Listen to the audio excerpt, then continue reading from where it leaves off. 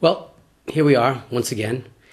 This very short interlude where we'll deal a bit on Parshas Re'eh. It's not going to avail us the opportunity to be able to discuss this in any sort of depth, but let's just address a couple of ideas.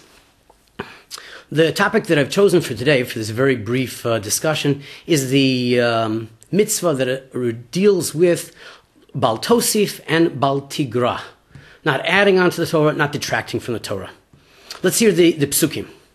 Ki achris, Hashem Elokecha es hagoyim asher atav Hashem l'reishis osam mipanecha v'yarashto osam v'yashavta b'artzam. You come to Eretz Yisrael and you will take over the land. Hishomer lecha pen tinakei shachareim achrei hishamdam mipanecha upen tidrosh leEloheim lomar eicha yavdu hagoyim ha'ele es Eloheim ve'eseh kein gam ani. Lest you see the goyim around you and say, well, how did they worship their lahavdil, their gods? Perhaps I should do the same thing. Lo sa'asa kein la'Hashem Elokecha. Ki kol ta'avas Hashem asher sanei asu le'Eloheim, ki gam ez b'neihem v'ez b'noseim yisrafu v'eish le'Eloheihem. These people, as it were, they did terrible things. You don't want to learn anything from them because, after all, they've even sacrificed their sons and daughters for their gods. Now comes our pasuk. Eis kol hadavar asher nochi metzaveh eschem osos yishmeru la'asos lo sosif alav v'lo sigra mimenu.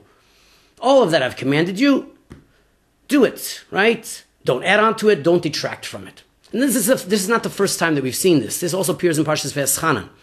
There it says, Lo sosifu, al hadavar asher anochi metzaveh eschem v'lo sigru mimenu lishmor es mitzvos Hashem Elokeichem asher anochi metzaveh eschem.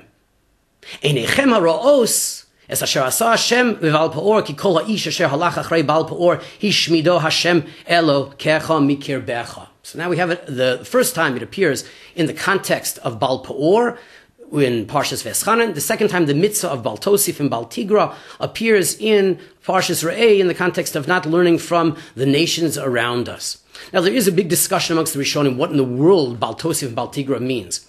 Rashi cites Chazal, we shouldn't add on, for instance, extra housing inside our tefillin, not have extra tzitzios on our garments, etc.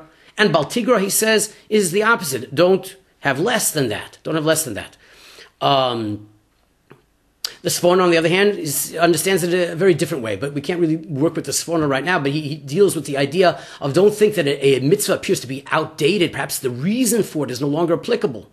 Don't detract it then. But if we have just a moment, I just want to discuss the Vilna Gaon's approach over here, which is not really dealing with that which Rashi and per se the Sforno deal with, but rather deals with another idea. Why is it mentioned twice?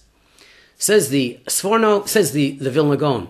He says the first time that it appears in the Torah, it's coming to address the idea of not adding onto a mitzvah, not adding a new mitzvah to the Torah.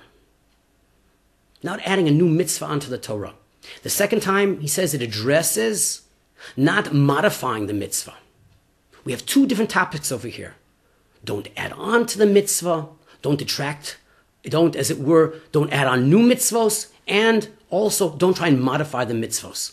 This is a very crucial idea. Is there room for individuality? Is there room for spontaneity? Is there room for my chelek? Of course there is. But this needs to be discussed. So we really can't be marach on it now. Perhaps when you get here we will talk about it. Be well. Hatzlacha.